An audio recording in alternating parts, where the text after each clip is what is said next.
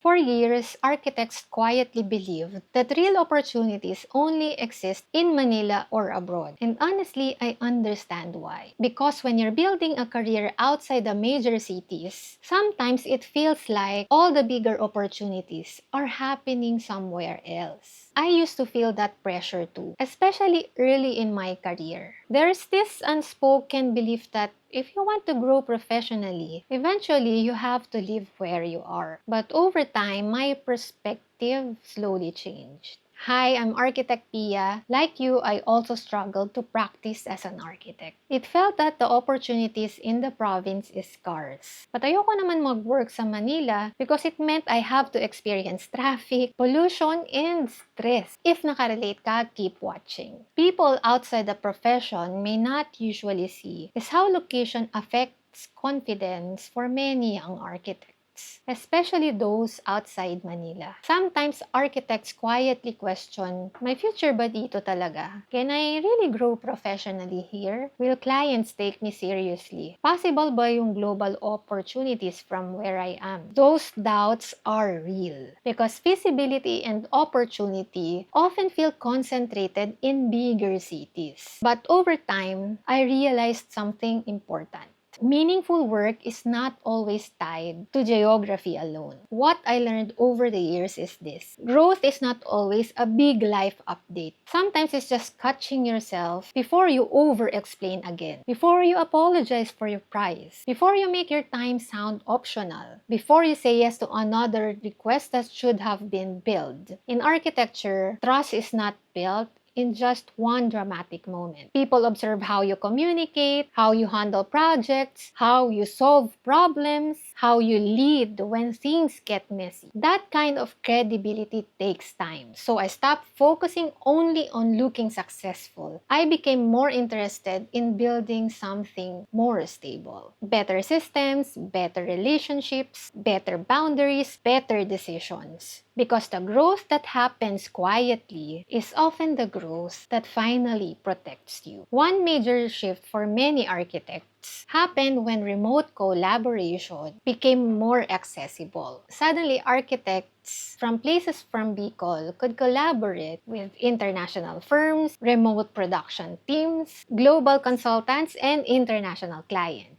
That changed the conversation because now opportunity became less dependent on physical location alone. What mattered more became skill, communication, systems, reliability, and professionalism, yung hindi nanggugos ng clients. And I think many Filipino architects are only beginning to realize how globally competitive they actually are. I personally struggled with leadership before, especially as someone who's naturally more introverted, because many people associate leadership with being loud, high energy, or highly performative. But over time, I realized leadership can also look like clarity, consistency, good systems, thoughtful communication, and emotional steadiness. I learned over the years that calm leadership becomes very valuable in architecture because projects already carry enough stress naturally. People don't always need extroverted energy. Sometimes all they need is clarity and someone who listens to them attentively. I also value deeply now is sustainability, not only financially but emotionally and operationally. Because being an architect is a demanding work.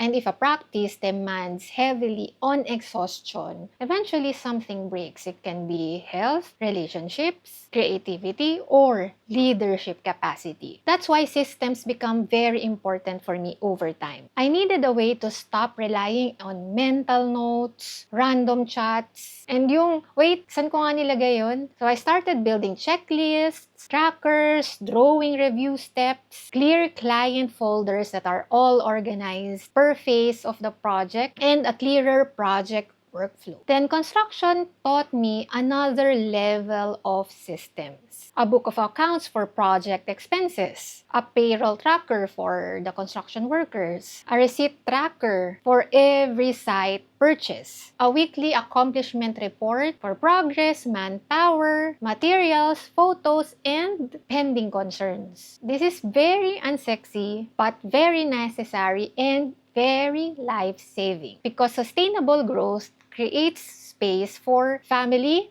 motherhood, health, creative thinking, and long-term leadership that will not burn you out. Meaningful work should still leave room for life outside work. What I hope younger architects understand is this: you do not have to copy someone else's path to create meaningful work. You do not have to erase your background just to be respected. You can grow from where you are, with the resources you have, with the people around you, with the values that shaped you. For me, architecture became more than drawings, titles, and finished projects.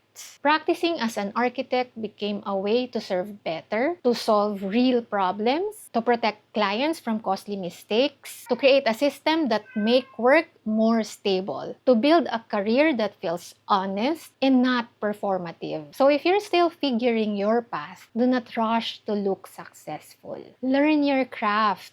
Build your process. Take care of your name. Honor where you came from. The strong foundation you are building now may not be obvious to everyone yet, but one day, trust me, it will carry work that is bigger than what you actually imagine. If this video helped you, don't forget to like and share and subscribe for more honest architecture stories. See you in my next video.